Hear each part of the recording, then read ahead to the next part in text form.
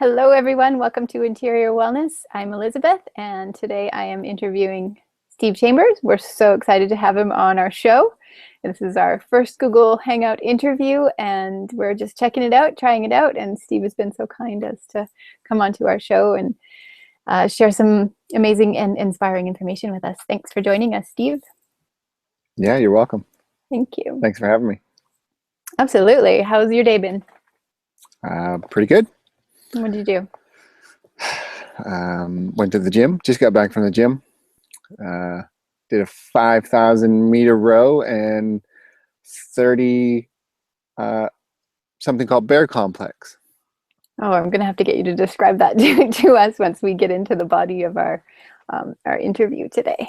Yeah. So the reason that I wanted to have you on the show and chat with you is because I see you as somebody who's super interested in health and fitness, and not only interested in it, but you're passionate about it. You live it in every moment of your life. So I thought that you'd be a really inspiring person for people to hear more from.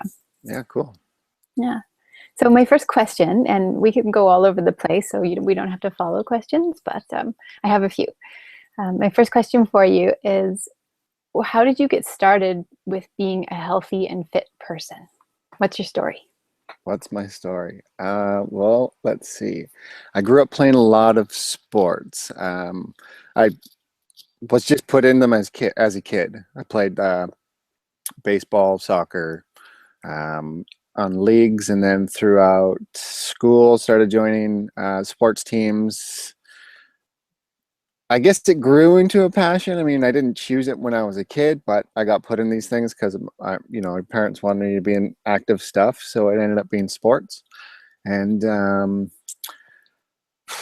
that led down the road of doing many, many different sports. And then I found that the sport itself wasn't the thing that I was the most passionate about. It was the actual movements of all these different things that our body are meant to do. And I found golf, and I played it for a while, about 10 to 12 years, training and studying the dynamics of movement within a sport.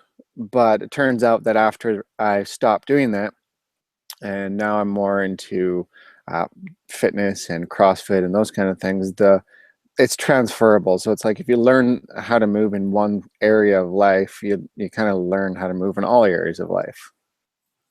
When you say, And oh, sorry. yeah, no problem.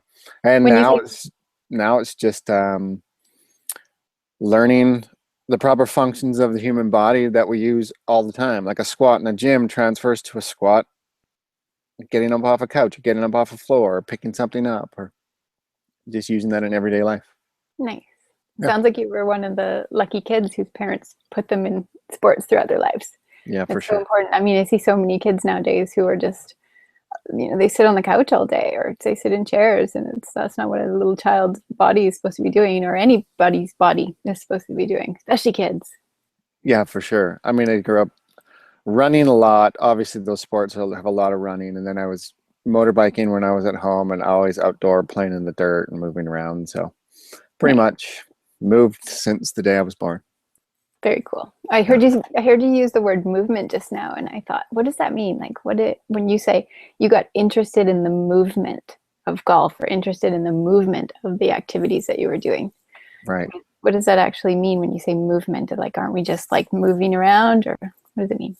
We're moving around all the time, but we don't know that we have set ways of the human body has optimal ways of moving and functioning. And if you utilize those to be something that's if you understand how those movements are and the best way to do those movements, then not only can you move more efficiently within a sport, but you move more efficiently within everyday life, and your chances of getting injured doing something disappear.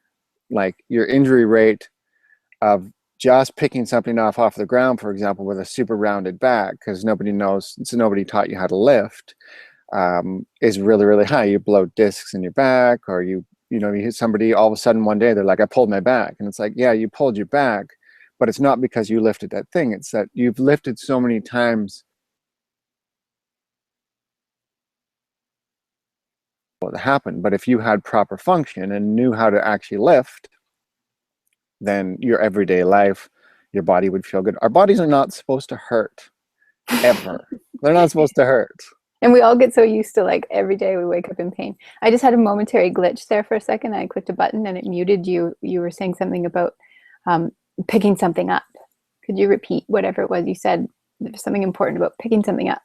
Yeah, it was like if you know how to function within a certain group, that's why it's really important to have a movement practice. And golf was a movement practice for me for like 10 or 12 years and all these different, it's important to go deep within an area because then you learn the patterns and you learn the actual proper fundamentals within something, and you can transfer that to life. So it's like the example I used was somebody picking up something off of the ground or picking up their grandkid and their back goes and they go, oh, I hurt my back lifting my grandkid. And it's like, no, you hurt your back because you lifted them, and you probably lifted many, many times before in a really, really crappy position. And now your Whoa. back went. And if you knew how to function correctly, which is all you're doing when you go to a gym or all you're doing when you're studying the actual movement of something, then you become more efficient, and your chances of being injured in everyday life, just doing things we do because you're conscious of the movement, disappear. Right. That actually happened to me about 10 years ago. I hurt my back all of a sudden out of nowhere from just reaching for something. Like it Yeah, didn't even, I wasn't even lifting something. And then next thing I know, I had severe back problems for quite a while. But it wasn't from that moment. It was from thousands of moments of probably not doing it right.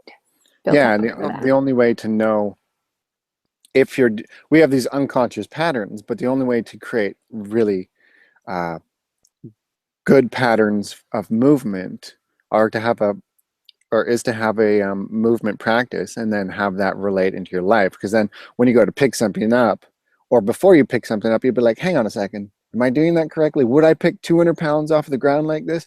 No. So if this 60-pound kid, am I going to pick them up the same way? I'm going to, no, I'm going to make sure my back's flat. I'm going to make sure I bend my knees. I'm going to make sure my core is engaged, and I'm going to pick them up in a safe way thousands of times. That's really cool, actually, to think about that we can practice moving like a human. Because if you think about, you can practice movements, like separated movements that you would then use in a golf swing. Right. Or from my background, I practice separated movements for martial arts. I practice punches 100 times, practice kicks, practice this movement, practice all these different movements, and then you Yeah. put them together to perform the martial art. Or in your case, you put them together to perform the soccer kick or the golf swing. Right. But this is totally revolutionary. Well, because they're correlates. They're they're testing grounds for your movement patterns. Just like if you went to the gym and people go into a gym and they lift a lot of weight and they go, oh, I'm just going to stack 200 pounds on a bar and I'm going to lift it. And it's like, okay, but why are you doing that? Are you doing it because you think that's going to make you strong, or are you doing it because you're testing out movement patterns that you've practiced with no weight? And the only way to now test those things within a movement practice are to add speed or add weight or add these things onto it. But you don't just go into a gym and put weight on for the sake of putting weight on. Right. That makes a lot of sense. I like that. That's really interesting to think that we could learn to be a better human. Yeah, right. Right. um, I hear you talk a lot about mobility. So you just mentioned movement, but I also hear you talk a lot about mobility, and I'm wondering a little bit more about what does mobility mean? Right. Mobility is, can I perform the movements safely and efficiently? So, for example, if I was going to pick something off the ground, it's can I even perform the movement? Are my hips so stiff from never squatting or never sitting down or never standing up properly or any of these, not having a movement practice? It's like, forget picking something up for a minute. It goes, can I pick something up properly? Which means, can I even keep my back flat and my abs engaged while I do it? Or do I have a hip mobility problem? Or do I have a shoulder mobility problem? Do I have something that's limiting me before I even start to move? And Right. most people have a limitation of mobility, but they go to the gym or they do something anyway because it's putting, I think I've heard Kelly Starrett say it's putting the cart before the horse. It's like mobility comes first, then functional movement and the foundations of how that works, then test it with weight. But most Right. people do it the other way around. So what about, I'm wondering, what about the people who don't go to the gym? They're not gym goers. And I see them, whether they're people our age or younger, or whether they're people our parents' age or older, they bend down to pick something up. Their back is super rounded. These are people who are not going to the gym. Right. These are people who are not lifting weights. So what about regular people? Well, regular people, I mean, everybody should have a movement practice no matter what. And even if it's 5 minutes a day, I mean, we have the internet. So it's like, if I have, if my back hurts or my lower back hurts, instead of like waiting to get an appointment to go and see my doctor or taking this pill to make this pain go away, let's look into the point of like our bodies aren't supposed to hurt, and the only person who's going to be able to tell if your body hurts is you, and which probably means that you're the only person that's going to be able to find the spot and work it out. So it's like an everyday person, which we all are, should be able to squat down and pick something up. If they can't, the best thing for somebody to do would be to work on squatting. No weight whatsoever, air squatting, like literally standing up, squatting down, and getting back up, and then learning how to move that way. And they're not going to be able to know by themselves. They're either going to have a movement practice, or they're going to have somebody show them how to move properly, and then they have the tools to actually do something. But if you don't know, it's one of those things. It's like, if you don't know, you don't know. As soon as somebody lets you know, then you have no excuse to make that same movement pattern for the rest of your life. Like, now it's your responsibility to do something about it. As soon as someone points it out, or as soon as someone says to you, like, you're picking it up with a rounded back and that's supposed to be flat, now you can address the situation. You go like, okay, but I can't keep my back flat. And it's like, cool, you can't keep your back flat. Let's work on keeping your back flat. So you have a mobility issue somewhere. I'm And probably a assuming, core strength issue as well, right? right, for sure. So it's just like, you start simple with squat, air squat, or just a little bit of ab work or some simple stretching, something. Just move. Most of the time in life, it's just that nobody moves. Right. It's like you So get just up. so everybody here who's watching knows, in the future, Steve will be following up with some very specific hangouts, teaching everybody how to do a proper squat, how to do an air squat, and how to do basic human movements that help you to be more comfortable in your body. So that's to come. This is just an intro. Right. Good. Yeah. I have another question, just moving a little bit because we're not on for too much longer. But why is health big picture? Like, why is mobility and movement and being a healthy person important? Um, because one, we're supposed to feel good in our bodies our entire life. And if you, there is no middle ground. It's either you're becoming better every single day, you're working on your mobility, you're working on your health, you're working on your nutrition in order to have longevity, meaning you're able to function and have your own, like, your own personal sovereignty, take care of yourself until the end of your life, or you're going down the slope of, I'm becoming stiff, decrepit, I might fall one day because I can't do something, I'm going to end up in a geriatric home, or I'm going to end up on some kind of thing. So the reason is because I'm interested in living a very long, healthy, vibrant, functional, mobile life. Then I can do what I want to do. Nice. I like that. And I've also heard it said that if you're coasting, there's only one direction to coast in, and Yeah, right. that's a downhill slope. So that's really interesting. I like that. We're going to start to wrap up a little bit. I have a couple more questions. One is, what inspires you? What inspires me? Um, right now, it is movement, and the fact that we have control of whether we're getting better or not. And it's like maximizing my potential while I'm here means, am I getting better?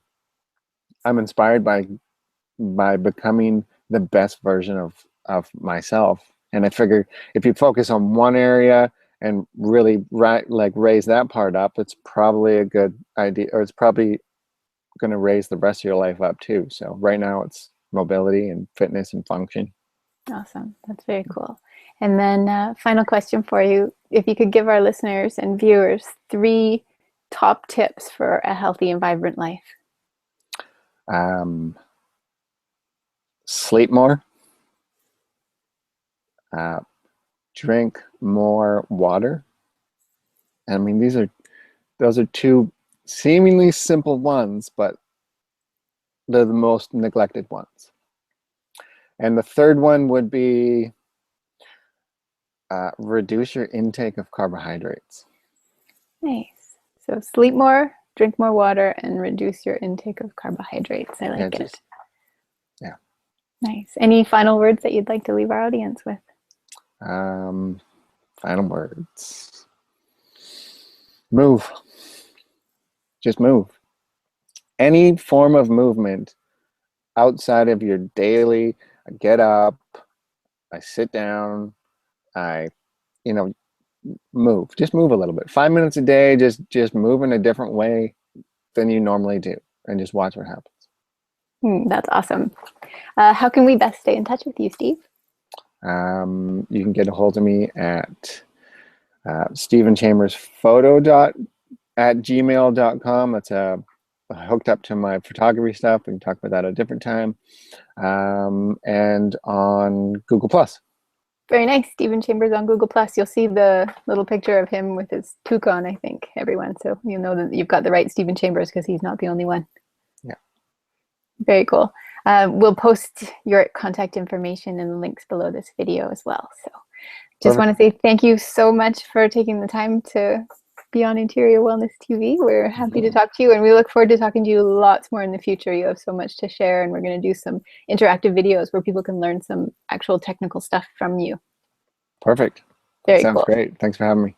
Yeah, absolutely. So thanks everyone for watching. This has been such a fun, short and fun interview, and a nice way for us to connect with each other and our community, and to reach out and get the word out there about living a vibrant, healthy, active, and wonderful life. So until our next video, I'm Elizabeth from Interior Wellness. Look forward to seeing you again. This is where I click out. Bye.